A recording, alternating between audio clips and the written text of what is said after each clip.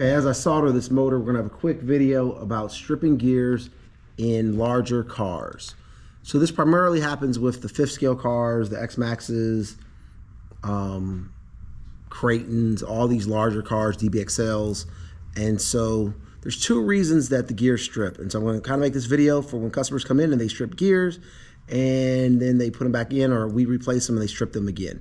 So it's two major things that we see, and one is driving style.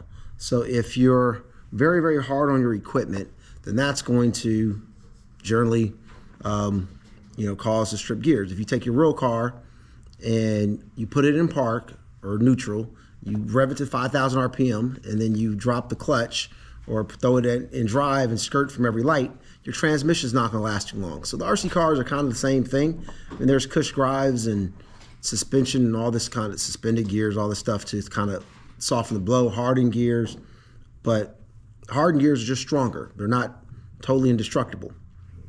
Also, the other thing that everybody misses is sometimes from the factories, the gear mesh isn't right. And so if your gear mesh is bad, or something's going loose, or something's getting worn, bearings wear out. So if bearings wear out, then the wobbles, and that creates more problems. So basically, all these things have to be correct. So when you put extra mileage on your car, starts getting old, and you start stripping gears, there's multiple reasons as to why. But most importantly, 90% of the time, it usually leads back. Sometimes there's just cars that notoriously have problems, but 90% of the time it leads back to something the user is doing somewhere in the, that's creating all these stripped gears.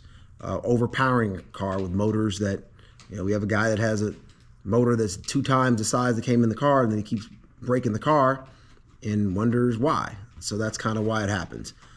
I think I kind of covered everything with stripped gears, so we will, one last thing. So pinion gears coming off of the motor shaft. This happens all the time, especially in the larger cars. There's a ton of vibrations with these big cars, and customers heat up the motors.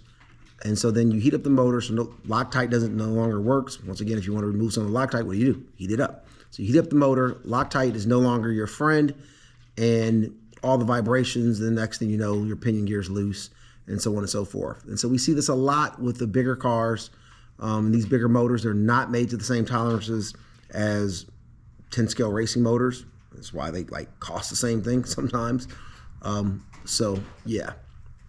But anyway, that kind of wraps it up with all the things and reasons why you can strip a pinion gear or spur gear on a modern day RC car.